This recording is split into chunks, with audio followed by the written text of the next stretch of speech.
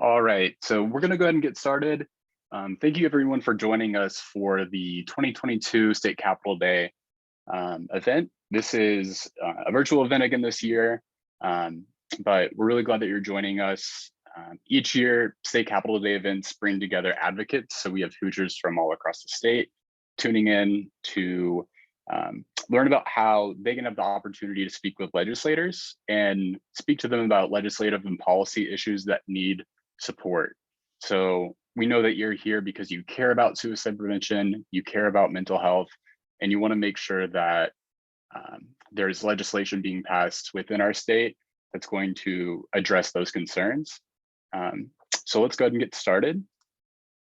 So tonight you're going to be hearing from 3 members of AFSP Indiana chapter.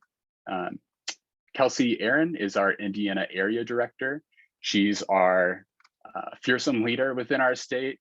Adam Jackson is with us tonight as well. He's a board member for the AFSP Indiana chapter, and he's also in charge of our Project 2025 initiative. And then my name is Drew Brothers. I'm a board member and the public policy chair for our chapter. So this is going to be what we're going to be speaking to you about this evening. We're going to hear some opening remarks from Indiana Governor Eric Holcomb. Adam will be going over some suicide facts and figures. So we'll go over some statistics for the entire country and then specifically to our state as well. Following that, we're going to be hearing from some community leaders within our state that are really taking the lead on addressing 988 implementation and funding for it. After that, we'll talk about Advocacy 101, which is where you're going to learn about how you can speak with legislators, how you can set up a meeting with them. And then after that, we'll go into the public policy priorities. We'll talk about 3 specific ones that you can discuss with your legislators when you meet with them. Taking action goes into this as well. And then we'll end tonight's presentation with a Q&A session. If you have any questions that come up during the presentation, if you write it down, that way you won't forget it later. That seems to always help out a little bit, but we definitely want you to ask questions if any come up. What you can do is when we go into the Q&A session, you can pop that question into the chat. You can just chat to one of the hosts, and then we'll address as many as we can at the end. So to start, let's go ahead and hear some opening remarks from our governor.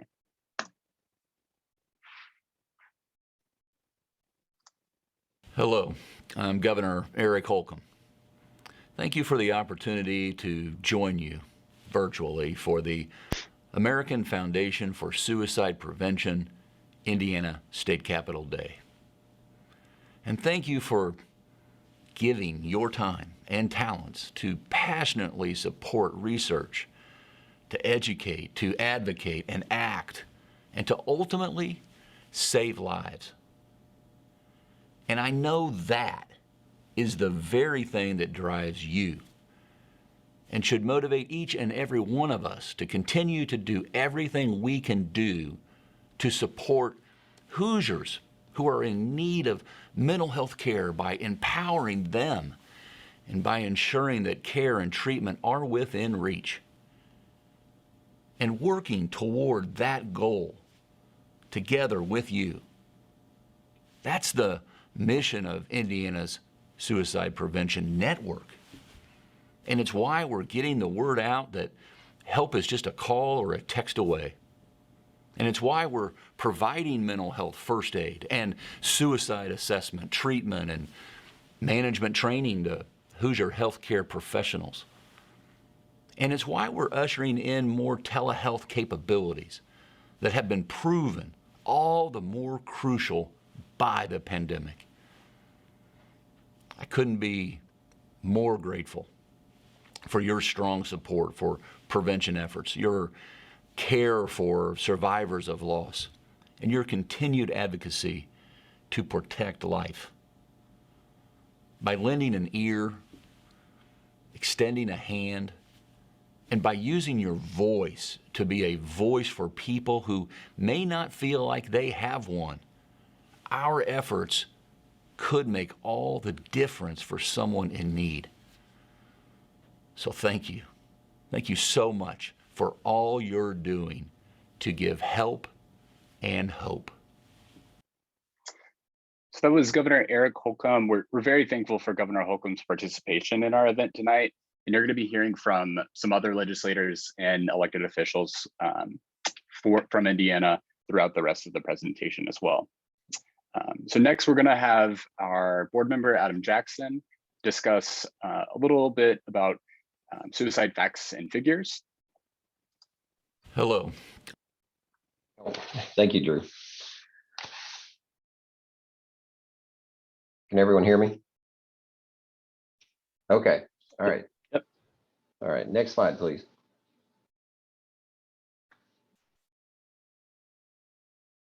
Okay. 45,979 Americans died by suicide in the year 2020, making it the 10th leading cause of death that year. Each year, suicide takes the lives of more Americans than homicides, war, and natural disasters combined. It's estimated that for each suicide death, there are 25 attempts, equaling more than 1 million suicide attempts each year. Suicide can also be prevented.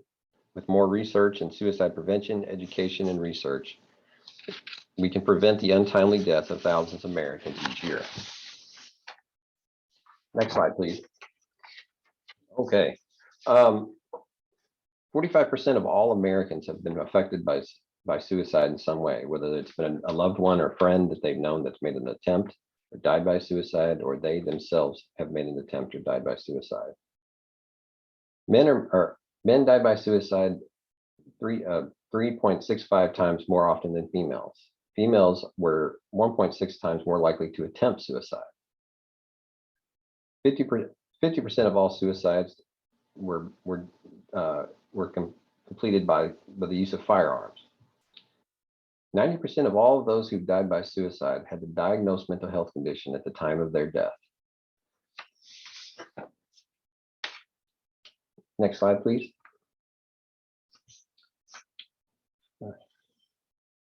This part of the, as you can see of the national map, Indiana ranks in the lower third of the suicide rates in the United States. But it's important to remember that even for states in the lower thirds of suicide rates, there's still plenty of work to be done. Next slide, please. Between 2019 and 2020, suicide rates overall declined by 3%, with a decline of 8% among females and 2% among males. The highest rates of suicide in females in 2020 was among those aged 45 to 54 years of age. Males accounted for 79% of all suicide deaths in 2020. From 2019 to 2020, rates increased by 5% in males aged 25 to 34 and declined by 5 to 12% in males aged 45 to 54, 55 to 64 years of age, and 65 to 74 years of age. Despite these two consecutive years of decline in the overall suicide rate in 2019 and 2020, the rate continued to remain 30% higher than what it was compared in the year 2000. Among racial ethnic groups, overall suicide rates in 2020 were the highest among persons who were non-Hispanic American Indian or Alaskan Native, non-white, non-Hispanic white, or non-Hispanic Native Hawaiian or Pacific Islander. Overall suicide rates in 2020 were the highest among persons aged 85 years or older, followed by those aged 75 to 84, and those 25 to 34 years old. Rural counties experienced the highest rates of suicide when compared to large metro areas and the fringe and the surrounding counties around those metro areas. These statistics underscore the fact that while suicide does not discriminate and may be decreasing overall nationwide, there are still some populations that have shown to be at higher risk and actually where the rates are actually increasing. Suicide prevention efforts must be strengthened across states, territories, and tribes. Suicide prevention requires a comprehensive, holistic public health approach. Mental health and suicide prevention have never been more critical to the nation's overall health and well-being. And to demonstrate some of the efforts we're doing to strengthen those prevention efforts, I'm going to turn the presentation over to Dr. Chris Drapio, who is the Executive Director, Suicide Prevention and Crisis Response of Indiana FSSA Division of Mental Health and Addiction. Chris. Thank you, Adam. I'm going to go ahead and share my screen. 1 second. And so I have about 10 slides that I'd like to go through with you, just giving you a general overview of our 988 implementation planning to date in Indiana and the model that we're seeking to build across the state. And so many of you may be familiar with, back in the fall of 2020, the National Suicide Hotline Designation Act of 2020 was signed into law by former President Trump, and the FCC designated 988 as the new National Suicide Prevention Hotline number. But I wanted to be clear, 988 is not just a suicide prevention lifeline. A lot of times when we talk to people about what National Suicide Prevention Lifeline Centers do, they assume that it's only suicide prevention related, but they actually help a lot of people experiencing crises, whether it be mental health, substance use, or suicide related. And so here, I just want to show you some language, and I put it in red font so it stands out for you, but here's some language from that National Suicide Hotline Designation Act. And this law shows that this 988 number is going to be for more than just preventing suicide, but also helping people who are experiencing a mental health crisis, which may not always be suicide related. And what it also shows is that states have an opportunity to enact a 988 surcharge or user fee that similar to what 911 does in cell phone bills, and that these funds could then be used not just to fund the 988 crisis lines, but an entire crisis continuum. So mobile crisis teams, crisis receiving facilities. So this is something important for you to know, because this is something Indiana could do in the future if it chose to. And it would allow us to fund an entire continuum that would allow people to get the care they need at a critical time in their life. Just so you know, if you haven't heard already, Indiana was successful in passing its own legislation last year during the last legislative session. So this was signed into law by Governor Holcomb in April 2021. Now, this legislation followed the model legislation created by many partners. I believe AFSP was one of them, but I think was led by the National Association of State Mental Health Program Directors, or NASHMD. And there was one thing that was different from the model legislation, is that this pulled out the financial piece. So we did not include a user fee in this legislation from last year, but it did create, as you can see here, it established an account or trust fund. So future funds for 988 could go here and remain here and not be used for anything else, but to fund the 988 and crisis care continuum in Indiana. It also made sure that there was a state authority that was overseeing this process for the state. And so the Division of Mental Health and Addiction was designated as the overseer of the 988 crisis lines, but also the crisis receiving and stabilization centers and mobile crisis teams. But what does this all mean? This next slide will show you exactly what we're trying to build, a very simple way of thinking about it. We're trying to ensure that we align more closely with SAMHSA's national guidelines for behavioral health crisis care, because we believe that Hoosiers deserve best practice care. And starting off with the best practices also means that we can start off with strong footing and then innovate from those practices to design care that is some of the best in the country, that is tailored to the needs of Indiana residents. Because we want to make sure that everyone in this state has someone to call, someone to respond, and somewhere to go should they need it. A system that will serve anyone, anytime, anywhere. There are other states who have similar systems in place already. One of the popular ones is the state of Arizona. You may have seen this slide in many webinars that have been done by Dr. Margie Balfour and her team on the result of this crisis continuum and diverting people in crisis away from law enforcement, from jails, prisons, emergency rooms, inpatient units, very restrictive and costly interventions. And this data that you see here, when you look at the percentages, this reflects 2019 data from the southern region of Arizona. And what it shows you is that the majority of people who reach out to crisis lines are stabilized. Their crises are addressed and stabilized in that moment. And you see the majority of people who interface with mobile crisis teams and crisis receiving facilities also find the majority of time the crisis is stabilized at those particular points of the continuum. And so what we find here is that what other states have found is that this actually is a very effective way to reducing costs, not just for people in crisis, but for an entire state, because it's moving people away from costly interventions and trying to give them care that is more relevant to the crisis and more relevant to what they need in that moment. So we had a survey back in the summer of 2021, in which we surveyed Indiana residents and asked them, what would it take for you to trust reaching out to 988? And what we found is that there are a lot of people who are looking for more person-centered care. We heard from over 800 Hoosiers across the state of Indiana. And I took some of their feedback and included in the slide to match it up with a lot of these 4 or 5 core tenets of person-centered care. So you can see here, there are people who are looking for greater dignity and respect. They want to make sure that when they reach out to someone, that they're concerned about them, that they care. They also want to make sure that if they do reach out, that their concerns, that their crises are not minimized, that people understand that when they say they're in pain, they're actually in pain, and they meet them where they are.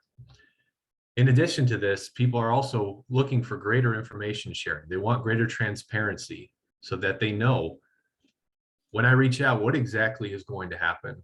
What are the next steps? Will an ambulance be dispatched? And will I be on the hook for an insurance bill afterwards? And then what is the appropriate time to contact 988? And when isn't the appropriate time? In addition, we've learned that a lot of people want greater participation. So if you're familiar with trauma-informed care, people want greater voice and choice into the process. They want to know that it's a collaborative process, so they have a say on the next steps. There are people who are afraid that if they reach out in crisis, that law enforcement is going to show up to their door and is going to whisk them away to an inpatient unit against their will. This is a legitimate fear shared by many Hoosiers. We want to make sure that people have a say and there's a collaborative process so that they feel empowered when they're facing a crisis, and so they know they can trust this system. Because if you think about it, a crisis doesn't necessarily mean that you have a significant psychiatric illness. What it means is that you faced circumstances that you don't have the resources to cope with in this moment. But what if this crisis system could help people stand stronger and taller in those moments of crisis in the future?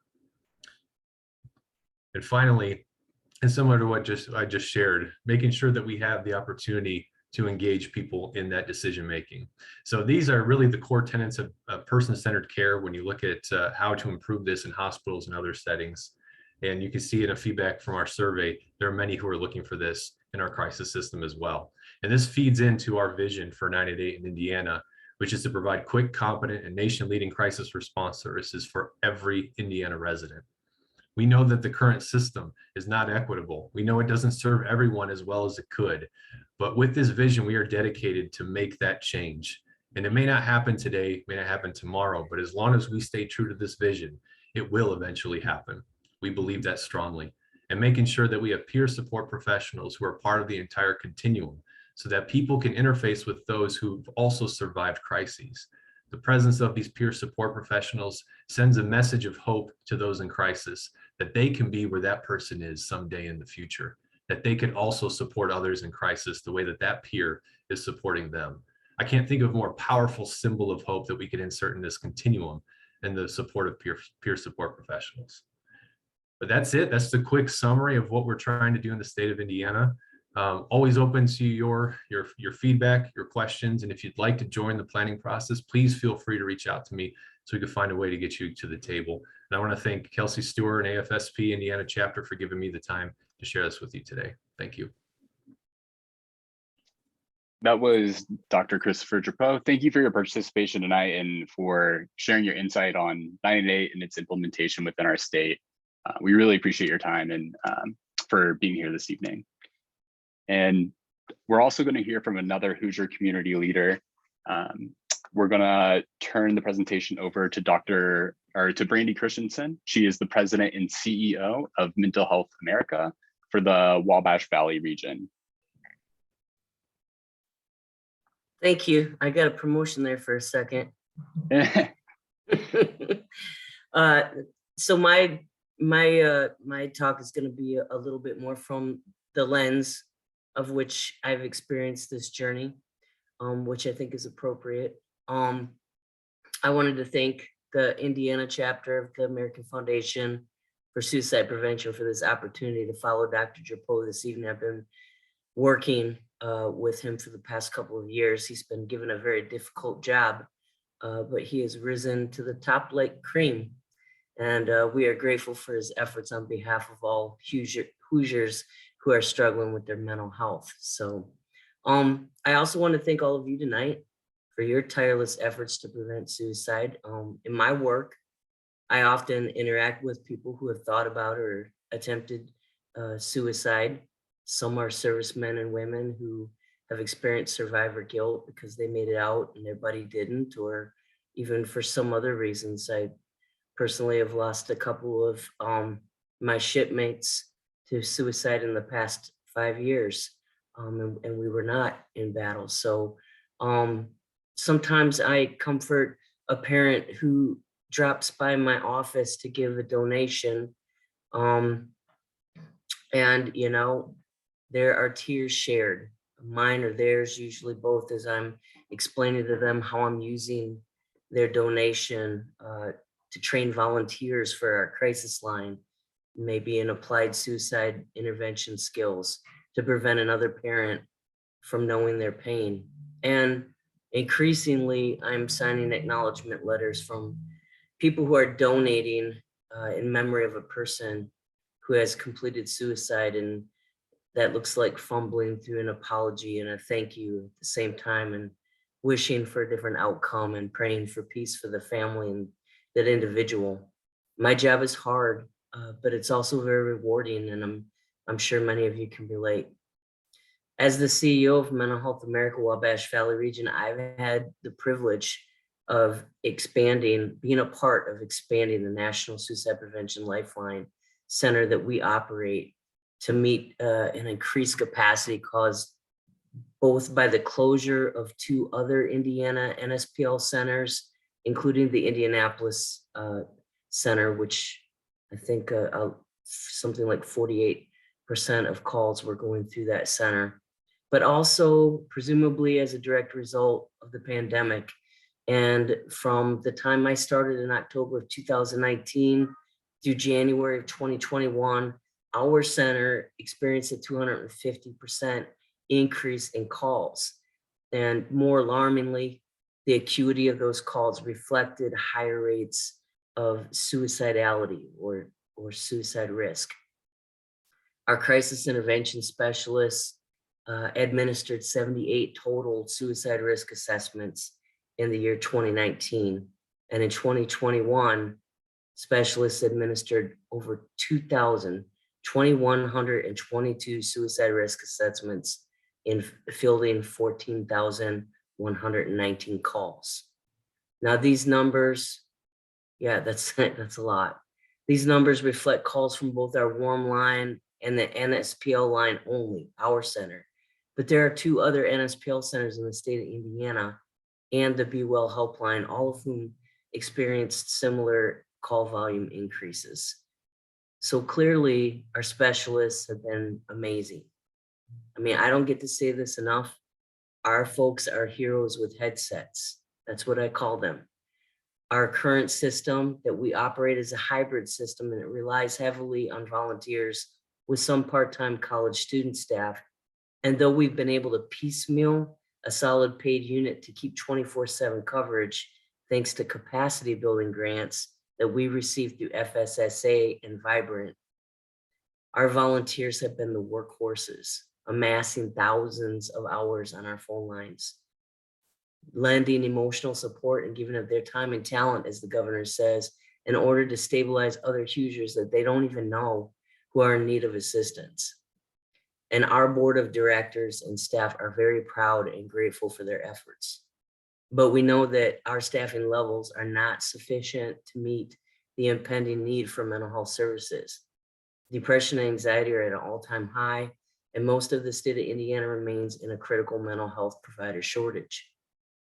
The latest national data release from MHA National reflects how dire the need is, with Indiana ranking the third highest state with residents per capita experiencing suicidal thoughts and depression. We need more help, which is why the next part I'm about to talk about is so important.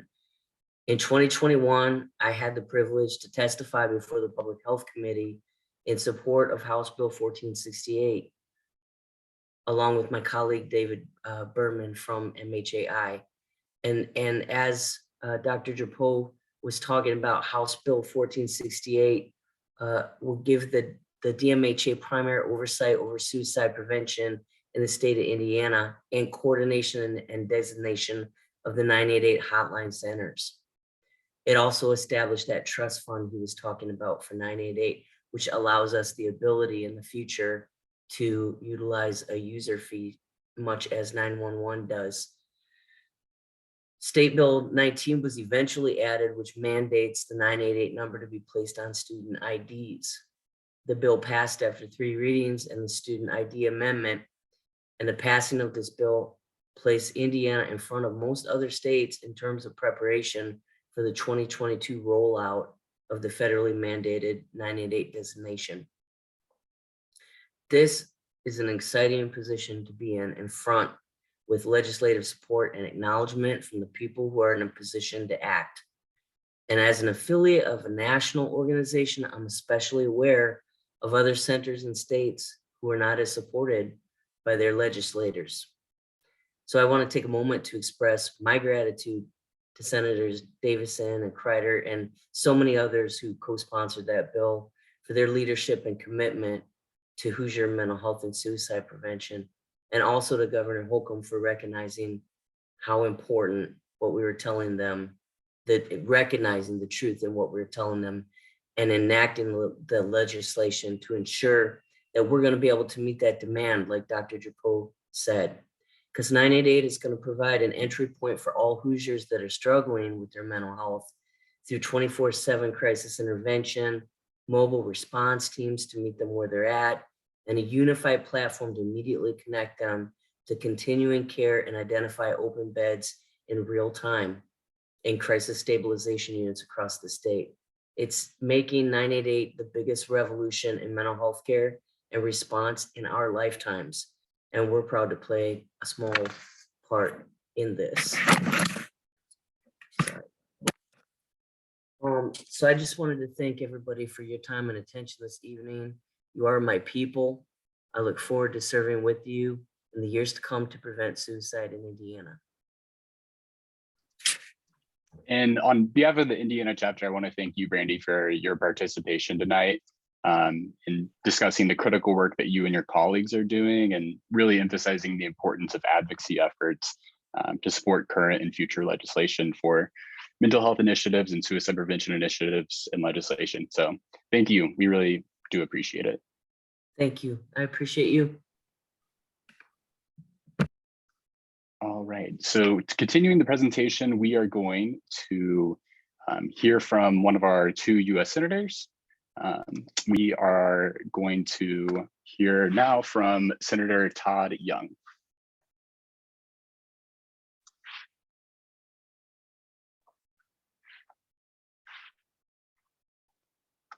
Hello, I'm Senator Todd Young. This pandemic has been hard on all Americans.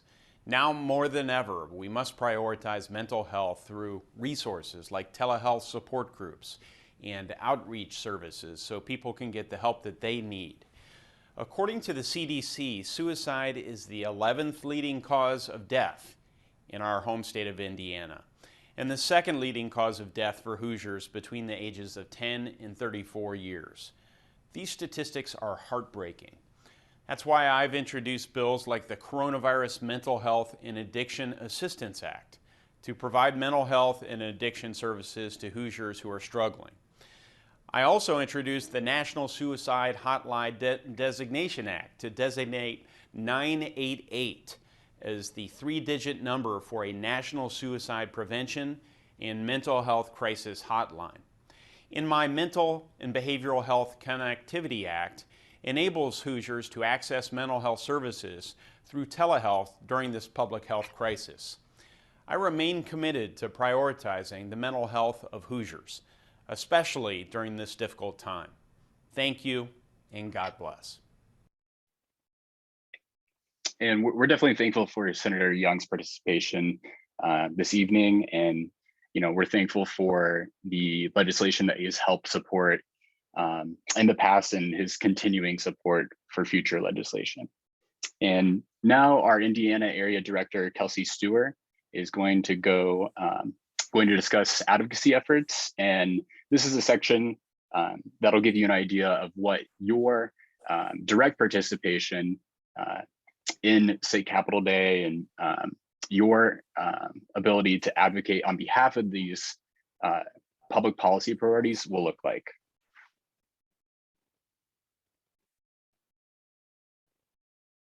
Thank you, Drew. Before I get started in this next section, I have an update too. We missed editing a statistic, and so suicide is the 12th leading cause of death. It's no longer the 10th leading cause of death in the United States, which is fantastic. And it speaks to the efforts of Brandy's amazing team that's working statewide, Dr. Chris DePoe, and the work that he's doing and all of you are doing for your advocacy. I think that is proof that what we are doing is working as long as we're doing it together. So thank you, everybody, so much for participating so far. We're about halfway through, so thanks for hanging in with us. So by advocating for these issues that you care about, like suicide prevention and mental health, we truly can make a difference. And I sincerely believe that with my entire heart. AFSP provides advocates the opportunity to share our stories and make connections with lawmakers at the federal and state level. We can also have a platform, the AFSP Action Center, which you guys got an email from Stephanie with to utilize as well, where you can email legislators directly. Our advocates can also advocate in future in-person events locally around the country and then also in Washington, D.C. For those of you who may be new to advocacy, we want to address the question. So where does legislation come from? It comes from legislators themselves based on their personal experiences, passions, and interests. It comes from you as advocates and constituents. And then it also comes from organizations like AFSP and our amazing collaborative partners across the state that work directly with legislators and other leading mental health organizations to write new policy and provide resources, support, and future legislation.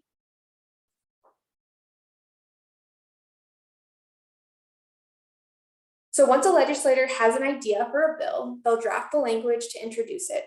Once introduced, the legislation is assigned to the relevant committee within the House of Origin. This is either the House or the Senate.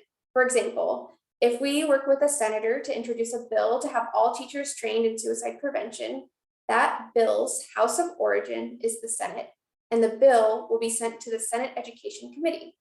The committee then has the opportunity to review, edit, and vote to approve the bill's language before sending to the floor for a full vote. If the bill is voted on favorably, it will go to the other house. So our teacher training bill, for example, if approved by the Senate Education Committee, would go into vote by the full Senate. And only if the Senate votes favorably on it would it be moved to the House to go through the same committee review and floor voting process. Only when a bill has been voted on favorably in both houses can it go to the governor to be signed into law. Once received by the governor's office, the governor typically has a set number of days to act on the bill by signing it or by vetoing all parts or parts of the bill and sending it back to the House and Senate for additional edits and recommendations. In many states, the governor can also choose not to sign or veto the bill and can instead allow a bill to become law without a signature. So when we're speaking to our legislators and representatives or their staff members, it's important to be polite and thank them for their time. And also we want to be mindful of the language that we use when we discuss any of the laws that we're discussing or our own stories. So before we get started, I want to share just a brief connection to the cause and then also think about your elevator pitch too before meeting with them directly. So for example, I would say, hi, my name is Kelsey. And I've been affected by suicide through the loss of my dad and several other family members and friends. I also help support many friends who struggle with thoughts of suicide, and I really look forward to sharing this information about the local AFSP Indiana chapter and how we can all work together to prevent this leading cause of death across our Hoosier communities. I'm happy to answer any questions you might have. When we're meeting with the state representatives or their legislative assistants, it's totally okay if you don't have the answers to things that they might be asking you.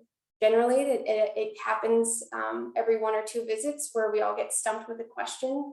And typically just how we respond is, that's a really great question. I don't have the answer, but I'll get back to you. And then you guys can reach out directly to me, Drew or Adam on this call. And we have Stephanie as well from the Public Policy Office that we lean on to them to help answer any questions that you might have around any of the legislative bills or questions or any clarifications that the lawmakers have as well. So when talking about suicide, it's really important for us to use safe messaging. AFSP advocates come from many different backgrounds. Some, like many of you on this call, have lost loved ones to suicide. Some may struggle with their own thoughts or support someone that struggles. And some are professionally invested in this space through their work. Telling your story can save lives, but only if we share it safely. So sharing our story lets people know that they're not alone and shows them that recovery is possible. If done safely, our stories will encourage people at risk to seek help. So just a few things to remember when we're just out in general speaking about suicide and our connection to the cause, and then also within these meetings with the legislators. We want to make sure that we're in a safe place in our recovery to share. We want to avoid discussing details and methods, as this may be triggering for those around us. We want to avoid glorifying suicide by using terms such as successful or attempt, but instead say they completed suicide or death by suicide or died by suicide. We want to avoid using the word commit, as it often relates to this word relates to crime, and instead say someone died by suicide or took their own life. We want to make sure we also share mental health resources such as the National Suicide Prevention Lifeline or the Crisis Text Line. And finally, we want to make sure that we practice. So the more comfortable we are with sharing our stories and talking about suicide, the more we can break the stigma associated with mental health and suicide. So there's lots of ways to build relationships and stay connected with our lawmakers throughout the year. We can email and call them through the AFSP Action Center. We can tag them in our social media posts and meet with them or their staff virtually over the phone or by video. We can also sign up for their newsletters to know when they're hosting town halls and events in our area so that we can attend. Many town halls and legislative meetings are now being done virtually, which makes them way more accessible with schedules and conflicts that normally might come up, and increase the opportunity for advocates like us to become engaged in the legislative process.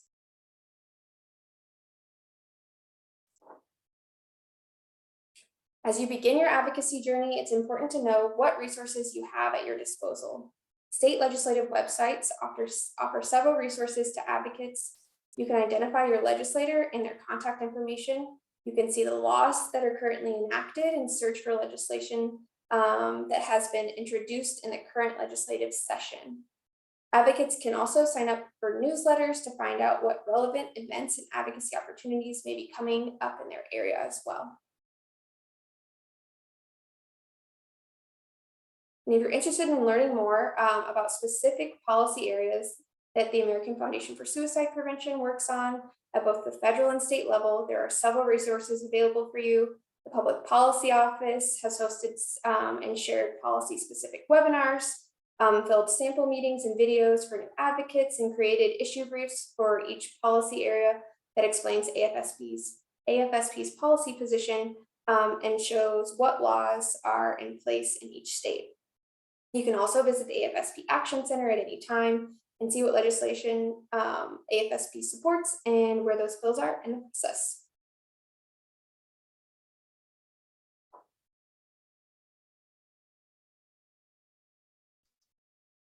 Thank you, Kelsey. We're going to hear from another elected official. We're going to hear from Representative Jerry Tour, who represents Indiana House District 39.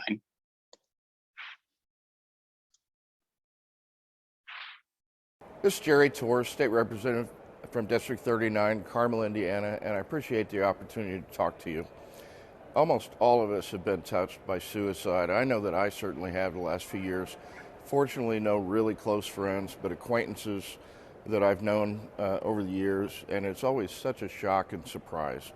It's people you wouldn't expect when you see them out in their day-to-day life, and it's been a real priority for me to help try to fix that. During the pandemic, I took time to check on my friends, especially my single friends that were home by themselves like I was, and I know the pandemic exacerbated the problem a great deal. In the last decade, the Indiana legislature has made suicide prevention a high priority, and just last year we invested a record $100 million in mental health programs to help with this problem. And I promise, as long as I'm here, I'll continue to do anything I can to help prevent suicides in the future, because it's so devastating to the people who are left behind. And we want to thank Representative Torr for his participation. In that video, he emphasized the profound impact that suicide can have on communities and the people that all the people that a suicide can affect. And we thank him for his continual support for mental health and suicide prevention efforts within our state. And now we want to go into the 3 public policy priorities for our state. And these 3 policies and priorities are included in the issue brief that you should have received via email. And these are the things when you are having meetings with your legislators, that these are the policies and priorities that we really want you to emphasize. So we're going to go into each one in a little bit of detail. And the first priority is implementation of and the funding for the 988 crisis response system. This is what Dr. Drapeau was discussing earlier. So we know that the transition to 988 is going to result in a significant increase in crisis-centered calls, chat and text volumes. And obviously 988 is a lot easier to remember than the National Suicide Prevention Lifeline that has been used in the past. Indiana residents, we know, are continuing to face pandemic-related stressors, and there will be a national marketing campaign to inform the public about this change. So with these marketing initiatives and more awareness of 988 and its implementation, that's why we're expecting the call, text, and chat volume to increase. And the new federal law also includes language allowing each state to pass their own legislation funding 988 and their local in-state crisis call centers the same way as 911 funding through state-managed telecom user fees. So this is essentially just the fee or surcharge on your monthly call, a monthly cell phone bill if you were to use 911 or 988. And we know that many states in the country have already implemented such a fee. In 2018, fees for 911 generated over $2.6 billion nationally to support that service. And similar investment needs to be made for suicide and mental health crises. So that's why we want to strongly encourage legislators to support future legislative efforts to implement a 988 fee in Indiana. As you can see on the screen, it's to provide a reliable and sustainable funding source for local crisis call centers, answering 988 calls, and for the continuum of suicide and mental health crisis services that support those centers, which includes mobile crisis response teams and crisis receiving and stabilization centers. So fee revenue should supplement, not supplant, funding from diverse sources, including federal, state, and local governments. And along with this, we want to dedicate ongoing state general funds to support local call centers in the future 988 system. So in the long term, Indiana needs a continual funding stream that has the potential to increase beyond the upcoming biennium. However, funding from diverse revenue streams, it's going to be a critical component of a smooth and effective rollout of 988. State general funds are going to be especially necessary until revenue builds from recurring sources that can be distributed. And We've also included on this slide some of the options for crisis lines. So it includes the current National Suicide Prevention Lifeline, which will be transitioning to 988, but it also includes the crisis text line, the Trevor Lifeline or Trevor Chat. We partner with the Trevor Project. AFSP partners with the Trevor Project with a lot of initiatives. You can see the Trans Lifeline on the screen and the SAGE LGBT Elder Hotline. For more crisis lines and other resources, you can go to afsp.org/resources to get even more information on this. Going into our second public policy priority, we want to discuss student mental health. So we know that Indiana children and teens are continuing to experience significant stressors and disruptions related to the pandemic. Rates of psychological distress among children and Indiana youth, symptoms of anxiety, depression, and other mental health conditions, they have increased. We know from research during the pandemic. And the number of young people visiting the emergency department for mental health emergencies and suspected suicide attempts has increased as well. And we know that even pre-pandemic, mental health challenges were the leading cause of disability and poor life outcomes in young people. So what we want to emphasize here is that transparency and easily accessible information can not only reduce the stigma surrounding mental health conditions and suicide, but it can really reinforce the notion that it's a sign of strength to seek help. And we want to encourage legislators to support Senate Bill 174 for student mental health. Essentially, Senate Bill 174 requires public and non-public schools student attendance policy to allow for excused absences due to a student's mental health or behavioral health concerns. And this bill is what we want to encourage our Indiana legislators and elected officials to support. The bill was introduced by Indiana Senator J.D. Ford, and we're actually going to hear from Senator Ford from a video that he submitted.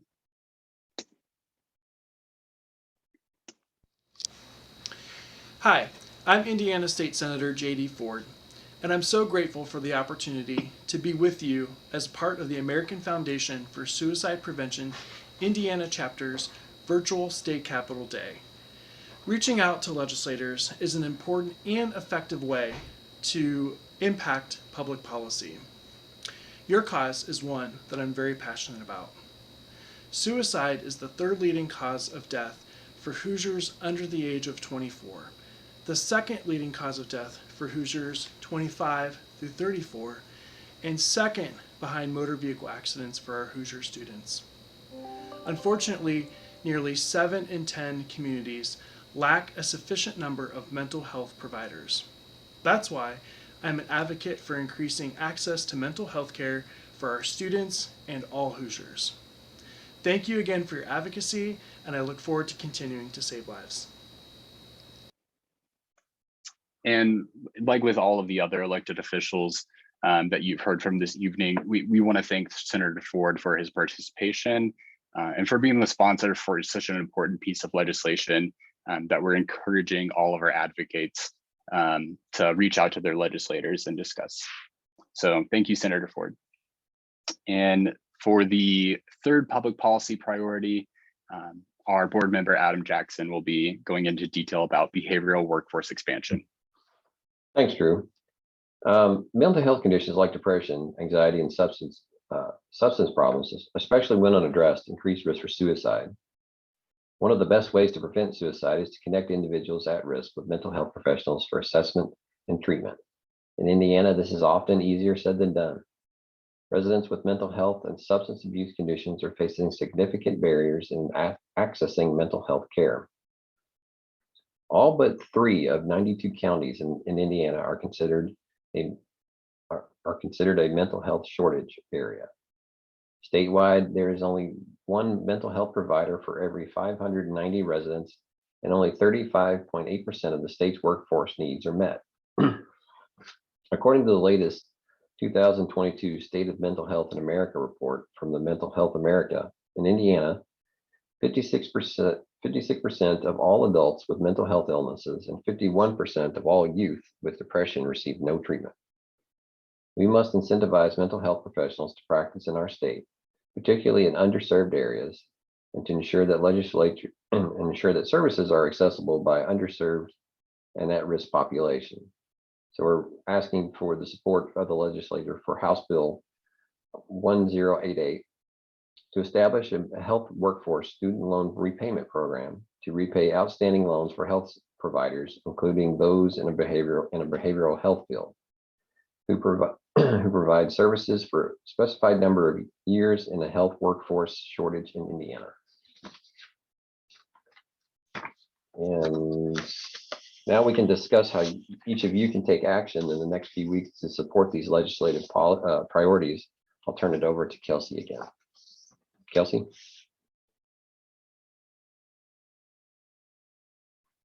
Thanks, Adam.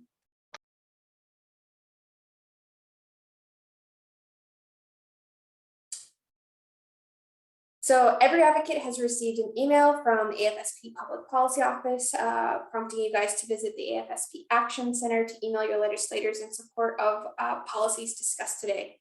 It's actually really simple because all the verbiage around these bills that we're asking you to help support is already in there. So there's just a little piece for you to share your own personal story if you're comfortable. You also don't have to include that piece.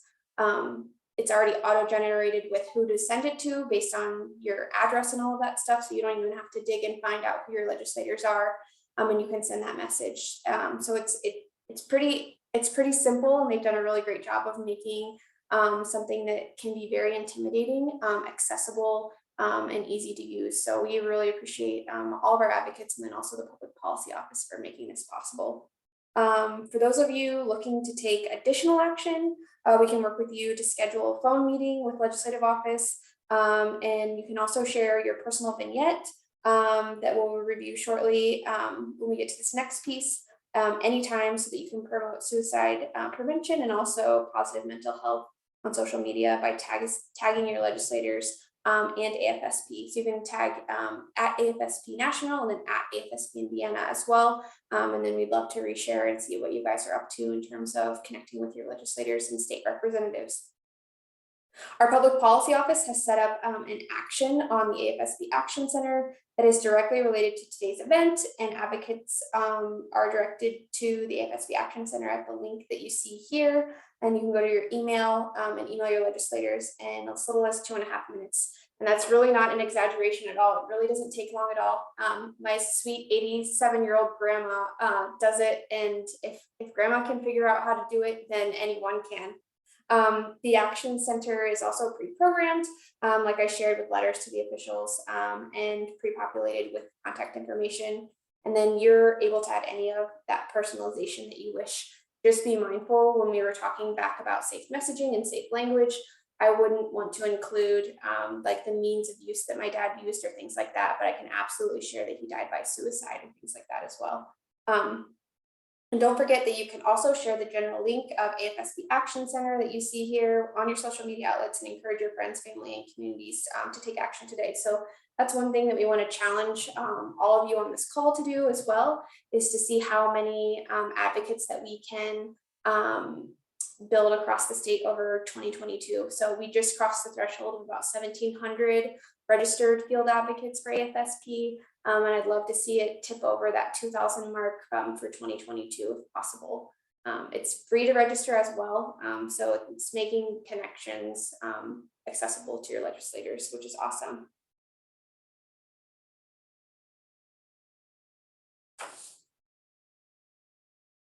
So in the email that you guys got from me, and I'll make sure following this that I'll make you guys have access to this again, the issue brief that Drew and Adam walked through.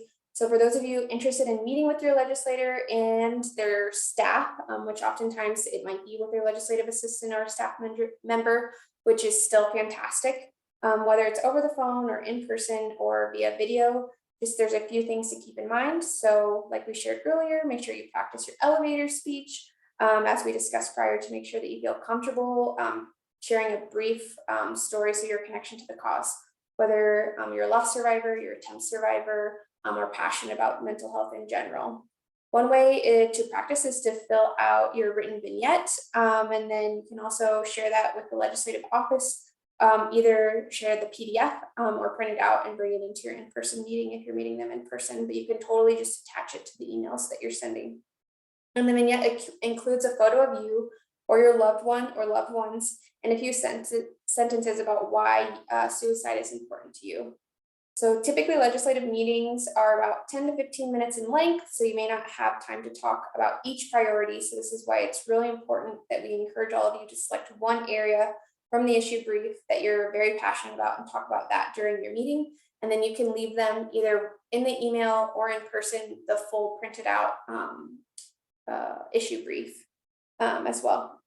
And then finally, don't worry about if you receive questions. We talked about this that you don't know the answer to. Just simply say that you don't know, you're happy to follow up, and then reach out to me, Drew, Adam, and then we can connect with Stephanie and our public policy team to make sure that we get answers to them. And our public policy office is fantastic to work with. And they've helped all of our advocates, including myself, answer questions that I was not sure about, and make sure that we are alongside you, even though this isn't typically how we've been able to do state capitol days. We want to assure you that you have our support when you're going through these meetings as well. So in this photo, you can kind of see they're tiny, but you can see examples of the vignettes where people have shared. Some people have included pictures of themselves. Some people included photos of their loved ones who have died by suicide, and they share a little bit. Sometimes it's one of their favorite memories or some of their favorite things that their loved one liked, or pieces about them, so that the legislators can connect to why this bill is important. So meeting with the legislative office is important, and it's important to follow up and offer yourself and as a chapter as a future resource. AFSP is rooted in research. We started off as a research organization in the mid-'80s, and so everything that we do is evidence-based. And so making sure that they're connected with us, and then we can connect them with our community partners that we collaborate with as well, to make sure that they have factual information and most current and up-to-date statistics and things like that is important. And it provides you the opportunity to be a resource and kind of that gateway in connecting future bills and making our community smart about mental health, and having people make informed decisions as well.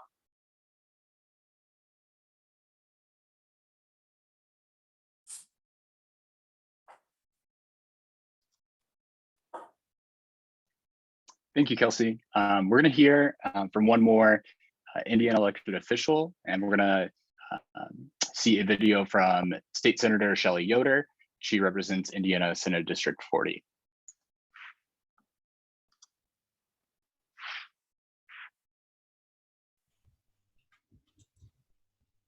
In August of 2013, I lost my dearest friend, Karen. Karen was brilliant, feisty, kind, funny, creative, and beautiful. She was my go-to person. You know, my WWKD. What would Karen do? When I was trying to figure out what to do in a situation, I would think to myself, what would Karen do here? Or when I was struggling with the right words to speak, I would think to myself, what would Karen say? She just had a way to heal people with her words and her presence. She herself was a healer. Karen died by suicide, and I miss her every day. There have been many times when I am driving home from a long day at the State House, and I think, oh, how I wish I could call Karen. As a mom, an educator, a friend, a human being, I think it is important to acknowledge that anyone can be struggling with thoughts of suicide. Removing the stigma surrounding suicide is an important first step. When someone is struggling with the relentless darkness and the heaviness of mental illness or thoughts of suicide, we can all do better by letting each other know The experience is real, and you are not alone. We may not feel equipped with the right words to say, and that's okay.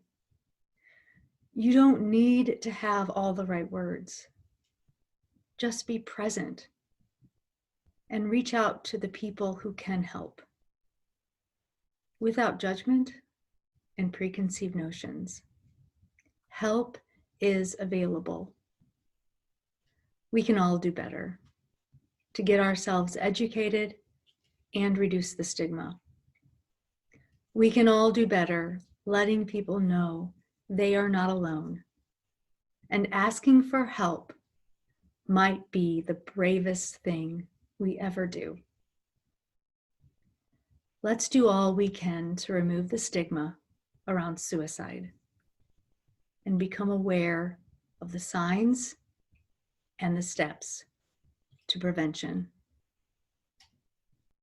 And on behalf of the Indiana chapter, we really want to thank Senator Yoder for sharing her personal connection to suicide and sharing about the loss of her best friend, Karen.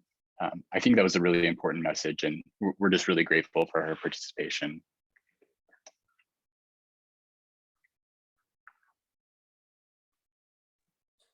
So a few final reminders for those of you that indicated when you registered that you were interested in scheduling a phone meeting with your legislators. We just have a couple reminders for you guys.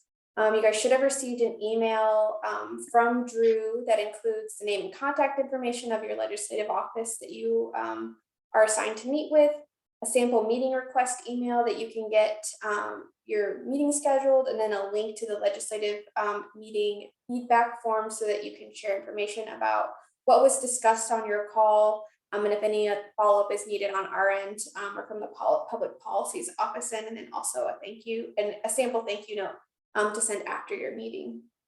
You can also work with a partner for any advocate. So if you're unsure about meeting with the legislative office alone, we can work to collaborate to make sure that you have a partner for that.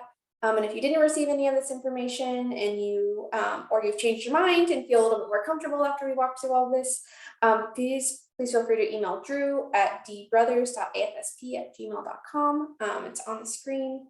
Or you can email the Indiana chapter email at indiana@afsp.org, and we'll make sure that you guys get connected and can start working with your legislators. And I want to interject here real quick and follow up on what Kelsey said. I had been contacted by one advocate that said that they hadn't received the email. So those emails with the attachments that Kelsey mentioned, the sample meeting request email, the legislative feedback form, and the information on your assigned legislative office to contact, that information, that email will be sent to you all again. So you should be receiving that email again tomorrow, and it'll include all of that information. So I just wanted to follow up on what Kelsey was saying there. And if for some reason you, like Kelsey said, if you don't receive this email and you don't receive it tomorrow, or if you just need, you want to talk to somebody or ask a question about what this process looks like, please feel free to email me. I'm more than happy to respond back, hop on a call with you, or whatever to help you feel comfortable when reaching out to your legislators. And then this is just another reminder to register as a field advocate. It's free. It's that 2.5 minutes. You can send emails to legislators all throughout the year. And then we also get throughout the year push notifications from our public policy office for public priorities that may be coming up before we can get to State Capitol Day that we need our advocates and Hoosiers to know about as well.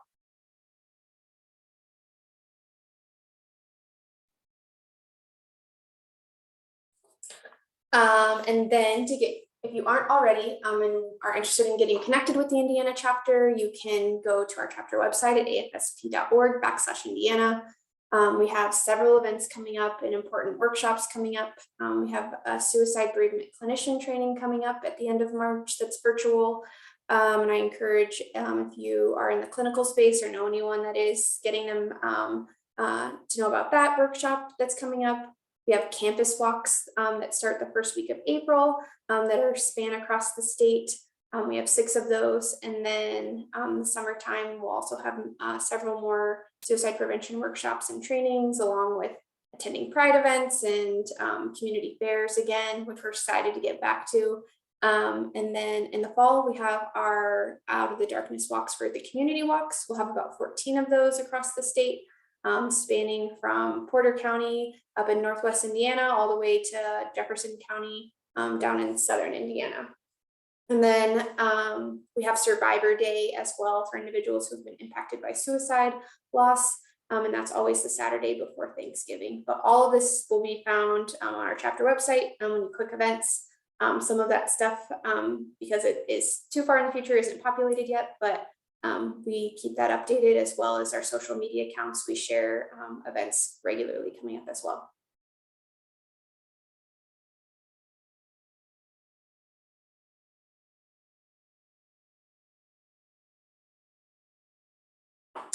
And we just want to thank you guys sincerely for spending your evening with us, for your passion around making our Hoosier community smart about mental health, and for what you guys do each day to make sure that we're making the future as great as possible, and making sure that living in Indiana is a healthy and safe place for all. And we appreciate all of our community partners. I want to make sure to thank Stephanie from the Public Policy Office for making this possible, for Drew and Adam and Katie and Levi, and then also Dr. Drapeau and Brandy for participating tonight, and then all of our legislators and representatives that collaborated with us for this evening, and all of you and all of our advocates statewide.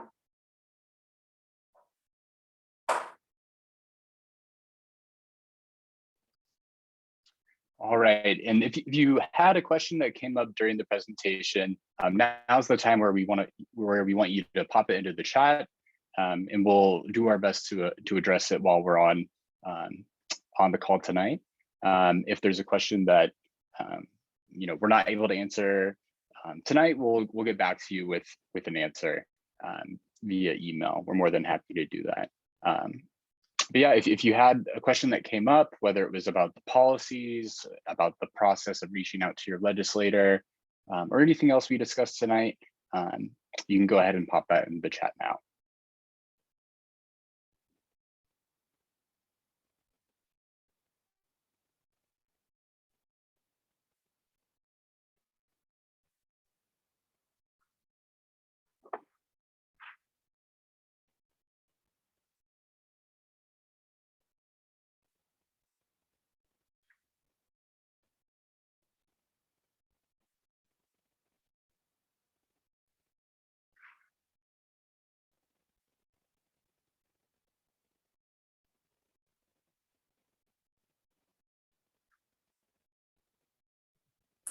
Just while we're waiting for questions, I just popped our Facebook page in the chat. And then we're AFS Indiana on all other social media accounts too. But we, all the events that are on our website are also on the Facebook page too. So that's usually easier because it'll come up in your feed more than having to go back to the Indiana chapter page and see when stuff's coming up in your community.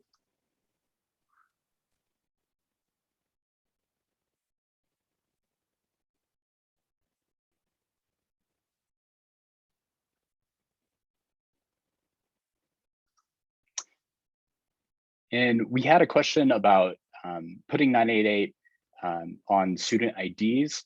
Stephanie, is that something that you could discuss a little bit?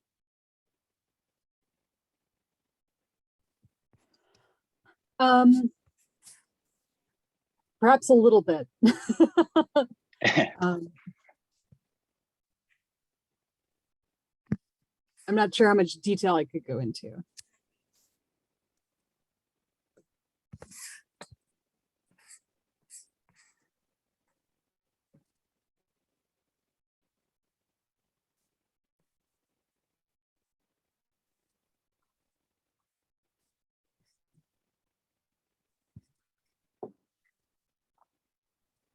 Did the question of any more particulars?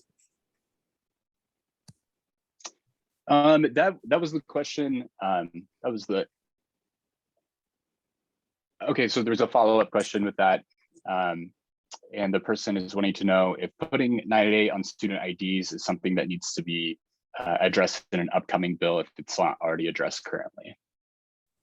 So I apologize. I'm not currently aware of the status of the number on student IDs in Indiana. We do have that in other states. I will look at that. But it is something that we are trying to have done in grades K through 12 in all 50 states, and also all colleges and universities, or public colleges and universities. Because we know that getting the number out there makes a huge difference. Obviously, once the number is shorter to a 3-digit number, we won't have to worry about remembering an entire 800 number, which was part of the problem previously. But once we have those 3 digits, there's no reason to not put that on IDs, to make sure that all students are aware that if you're in crisis, if you have a friend that's in crisis, that's another big thing, that here's your simple number that you can dial for help.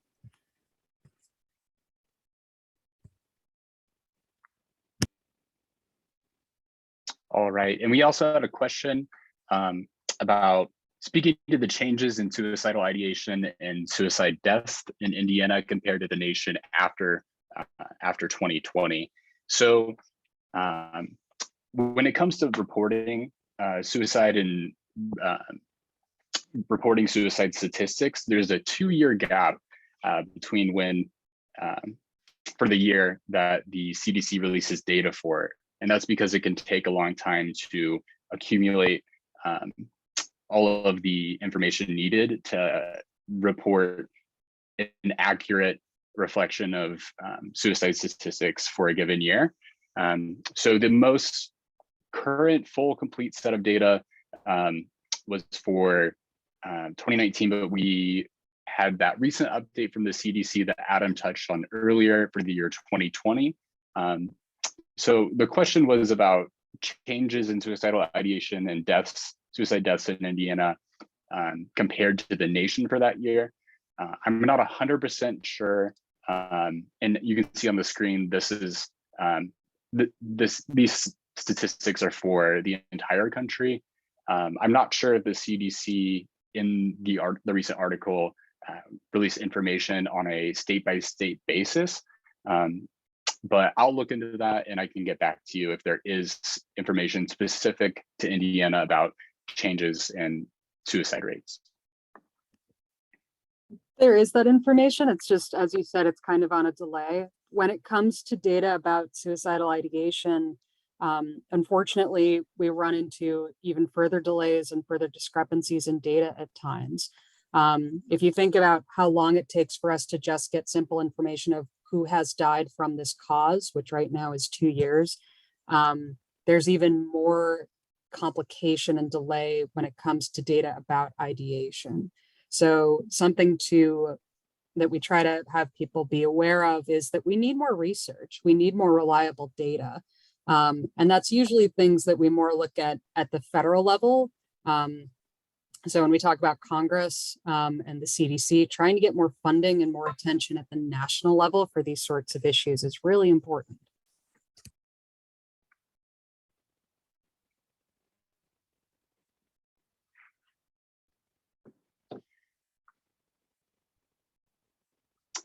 We also had a question submitted, and the person was wanting to get information about how they can advocate more and how we as an organization can advocate more in rural areas, especially for those in recovery or with mental health issues that can occur. So we know that there in some areas of the state, there's not as many resources as there needs to be, and there's not as many whether it's the number of mental health professionals within a given area or other organizations in a community that can address things like mental health and suicide prevention. If you go to afsp.org/resources, you can find a list of national or local specific resources that can be utilized. And if you if you were to email myself, Kelsey, Adam, and you were wanting to know about resources, in your specific community, you can definitely feel free to reach out to us, and we'll be happy to come up with a list of the closest available resources to you.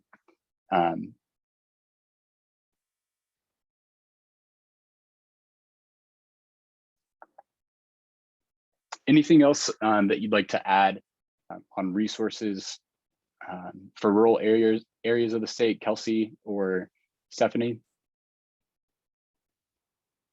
I think what you shared, Drew, is perfect. And we know for more rural areas that, they don't have the centers or larger hospitals that more metropolitan areas have. But in hopes with something that is really fantastic and awesome to see. And it's been a process over these last it's over decades, but in these last 5 to 10 years, collaborating and working cohesively and kind of breaking down those silos and working collaboratively with the Division of Mental Health and Addiction that Christopher DePoe represents, and working with Wabash Valley and Mental Health America, that Brandy represents, and several other organizations that we collaborate with. The more that we unify and work together for one single goal to make sure that we truly are serving our Hoosiers and making sure that mental health needs are accessible, the better that it will be for all. So I will say, in a sincere way, I obviously recognize, we all do, that there is a much greater need for more things in rural communities, but through working with organizations and kind of breaking down those silos so that we truly are collaborating together, we'll see that shift.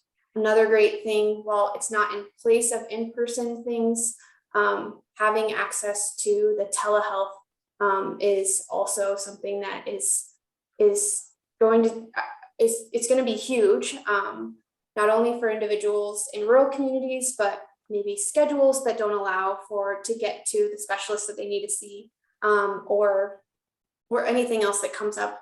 Having that telehealth option is also a great resource as well. Stephanie, is there anything that you would add?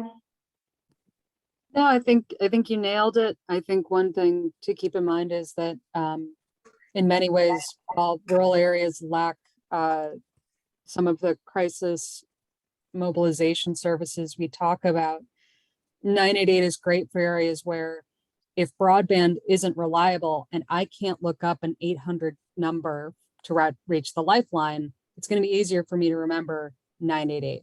I won't have to rely on, I don't own a smartphone. I can't look up this 800 number I've been told I'm supposed to call, but I'll be able to remember just 988 when I need help.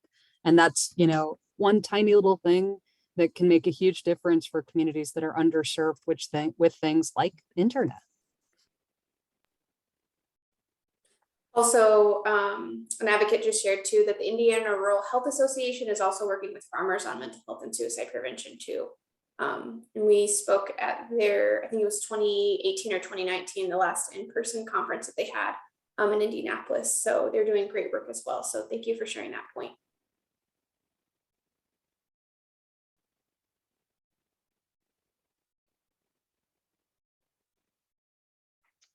And on the screen here, you can see the afsp.org/resources page. I'm just going to scroll down it real quick to show you the extensive list of resources that are provided on this page.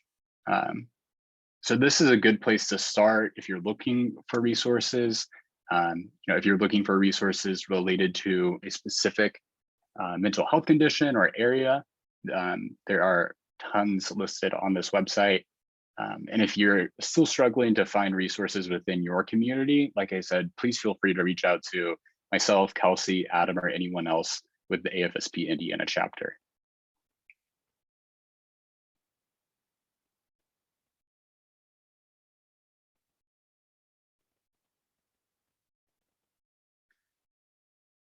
And we had a question about asking if mental health professionals visit chat rooms where teens are reaching out about suicide.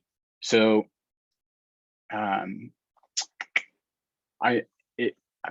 if I'm understanding the question correctly, whenever someone reaches out to the crisis text line or the Trevor Project's text service, a trained professional is the person on the other end that responds to those messages. I'm not sure if the question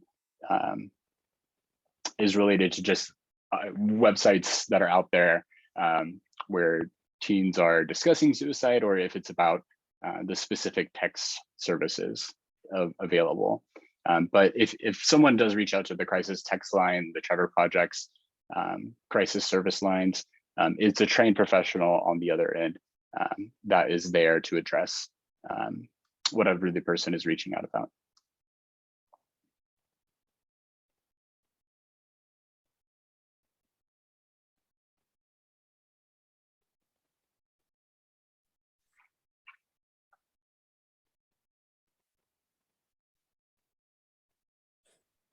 We have one other question too. So how is AFSP addressing mental health needs for underrepresented communities that may not feel comfortable reaching out for resources?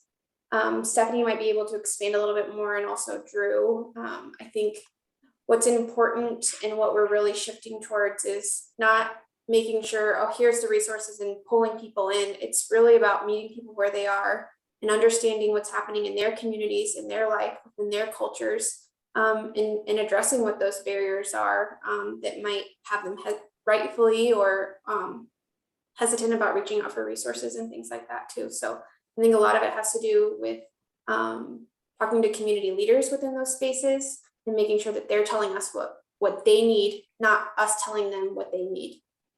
That's just my personal opinion, and that's Kelsey talking to you, not, but Stephanie might be able to expand a little bit more on that, or Drew as well.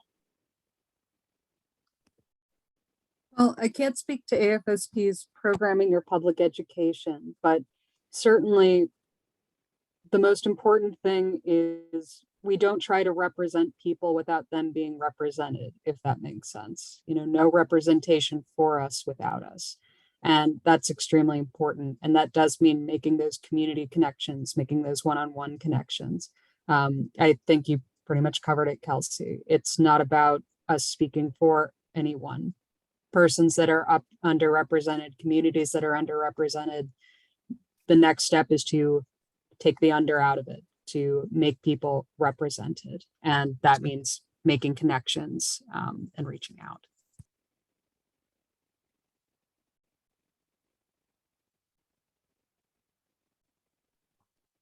Drew, did you get any other questions? We've got about 2 more minutes.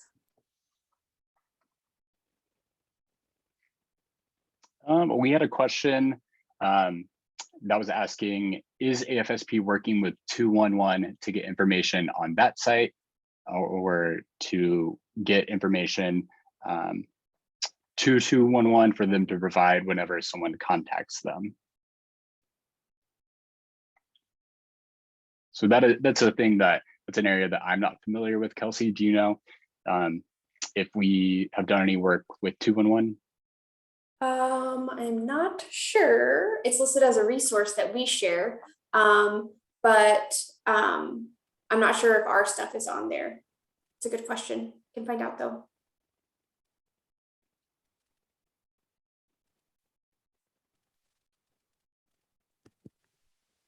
I actually received some questions asking about, what can I do to, raise awareness about 988 in my community, and also questions about,